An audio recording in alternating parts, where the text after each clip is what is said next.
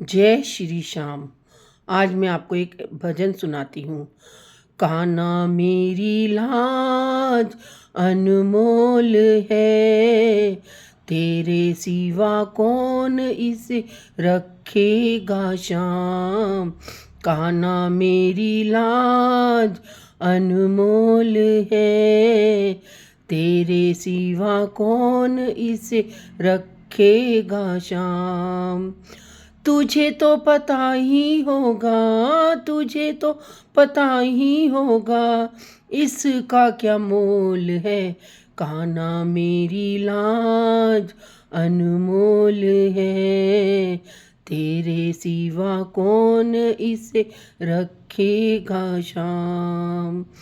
तुझे तो पता ही होगा, तुझे तो पता ही होगा, इसका क्या मोल है।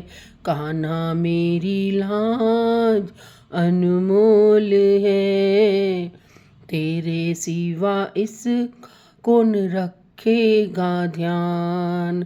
लाज गई तो कुछ भी ना रह जाएगा, ये दुखियारा जीते जी मर जाएगा।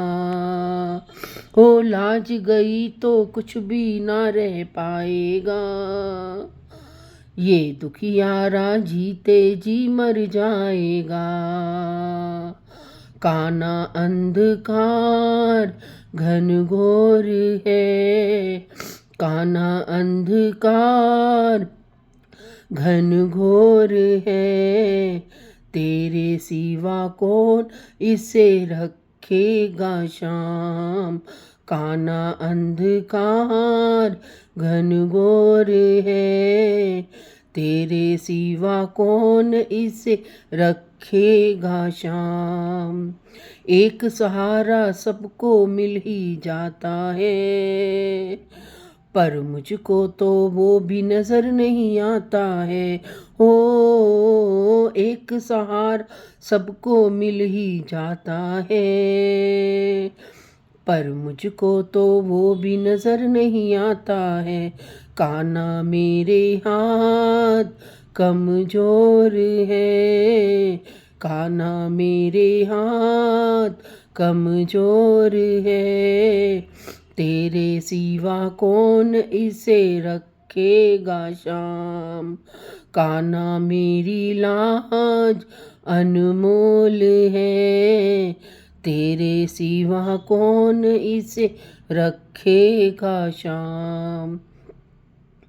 इसका जोरी और कहीं ना पाया हूँ, इसका जोरी और कहीं ना पाया हूँ, बनवारी में पास तुम्हारे लाया हूँ। हो इसका जोरी और कहीं ना पाया हूँ, बनवारी में पास तुम्हारे आया हूँ।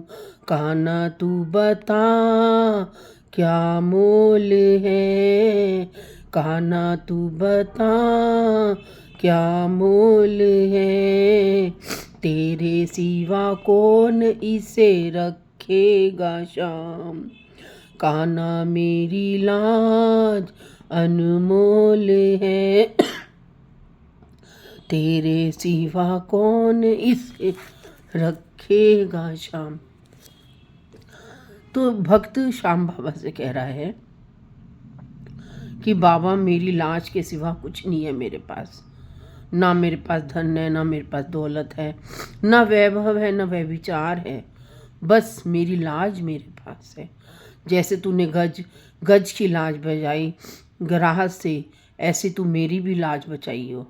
तो जब तक हम गज और ग्राह को नहीं समझेंगे, तब तक हम गजेंद्र मोक्ष को प्राप्त ही नहीं कर पाएंगे। इसके लिए हमें अपने अंदर वो भक्ति लानी होगी, वो भाव लाने होंगे, तभी हम गजेंद्र की भक्ति को समझ पाएंगे। ग्राह ने गजेंद्र के पैर क्यों पकड़े? ग्राह है कलयुग और गजेंद्र है भक्त। जब कलयुग बढ़ता है तो कलयुग भक्त के पैर पकड़ता है, जब व्यभिचार बढ़ता है तब भी व्यभिचार भी भक्त के पैर पकड़ता है। जब बुराई बढ़ती है तो बुराई भी भक्त के ही पैर पकड़ती है। जो एक सच्चा इंसान होता है तो बुराई भी उसी को पकड़ती है। तो जो देखो कितने हजारों वर्ष पहले गजेंद्र मोक्ष की स्तुति की गई, तो भगवान ने जितनी भी स्तुतियां करवाई है अपने भक्तों से, वो इस कलयुग में ध्यान रखकर करवाई है। इसकी आध्यात्मिकता में जाओ, इसकी रहस्यता में जाओ कि गज क्या था और ग्रह क्या था। गज है भक्त और ग्रह है बुराई, कलयुग, अधर्म। और जब जब अधर्म धर्म पे हावी होता है, अधर्म आगे बढ़ता है और धर्म पीछे जाता है, तब तक भगवान ने अवतार लेकर उस भक्त की रक्षा करी है। कहते हैं ना कि भक्त अकेला नहीं होता है, भक्त के साथ भगवान हमेशा रहता है। भक्त को लगता है कि मैं कितनी भक्ति कर लेता हूँ। अब देखो प्रहलाद और हिरण्यकश्यप था।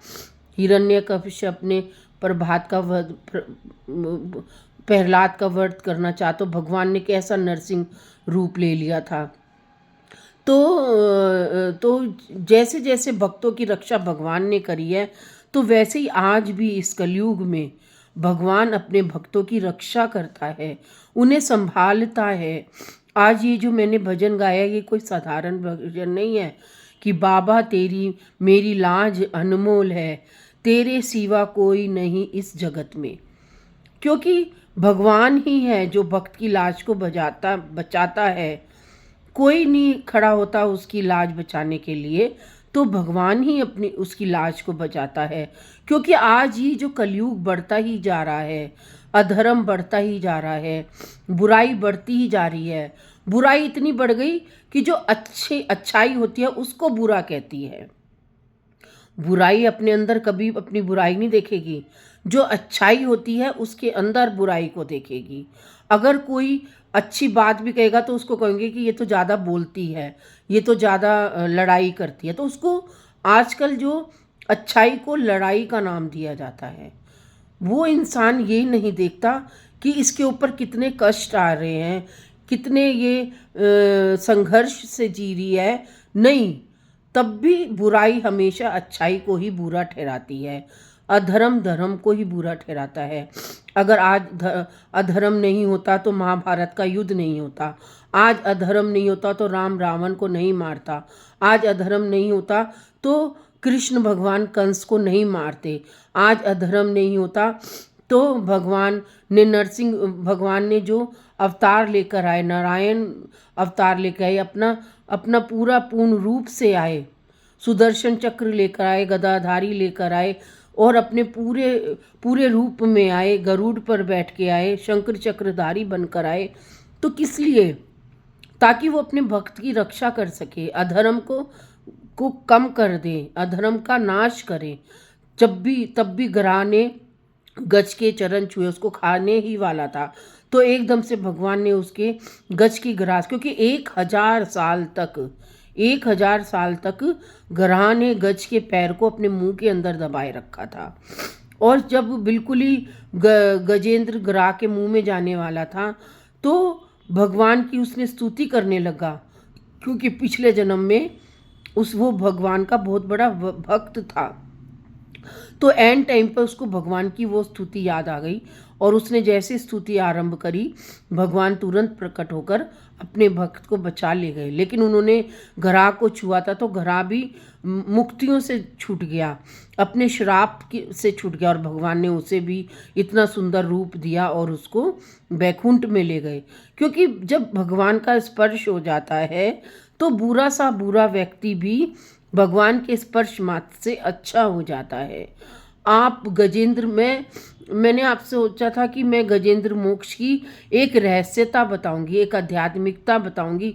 भगवान से कहा कि आपने मुझे खुद गजेंद्र मोक्ष की स्तुति में स्वयं प्रवेश किया है, तो मैं सबको गजेंद्र मोक्ष की पहले परिकल्पना बताऊंगी, गजेंद्र मोक्ष का मतलब बताऊंगी कि गज और ग्रह का मतलब क्या है। तो मैंने इसका अध्ययन किया और मैंने इसको सोचा समझा, अच्छे से अपने दिमाग में बिठाया। तो हम लालायित रहते हैं, हम जब भगवान के चरणों में अपने आप को समर्पित कर देते हैं तो हम भगवान की एक एक लीला में रम जाते हैं और उस लीला का मतलब समझते हैं, उसकी रहस्यता समझते हैं, उसकी आध्यात्मिकता समझते हैं। तो मैंने गजेंद्र मोक्ष से आध्यात्मिकता में यही पाया कि हमेशा धर्म जब गिर रहा होता है और अधर्म उसके ऊपर हावी हो रहा होता है, या बुराई आगे बढ़ जाती है और अच्छाई कम होती है, लोग अच्छाई को बुरा कहते हैं और बुराई को अच्छा कहते हैं, और अच्छाई में कोई साथ नहीं देता और बुराई में सब साथ देते हैं। जब हमारे साथ कोई गलत बात घटती है तो लोग हमारा साथ देने के बजाय हमारा और हमें गिराते हैं। तो इससे अच्छा है तो हम परमात्मा के ऊपर गुहार करें ना, परमात्मा के ऊपर पुकार लगाए जैसे गजेंद्र ने लगाया था, तो भगवान अपने आप ही दौड़ा आएगा। तो भगवान ने कलयुग के जीव को सिखाने के लिए कि हमें कैसे अधर्म को घटाना है और धर्म को आगे बढ़ाना है, तो इसीलिए भगवान ने अलग अलग स्तुतियों से अपने भागवत जी में अपने भक्तों को अलग अलग भक्ति दी, ताकि कलयुग के जीव उस भक्ति के द्वारा, उस चरित्र के द्वारा अपने आप को समझ सके और अपने आप को जान सके। आज के लिए इतना ही। नारायण नारायण नारायण। ओम नमो नारायणा। ओम नमो नारायणा। हरि ओम नमो नारायणा। ओम नमो नारायणा। भजमन नारायण नारायण।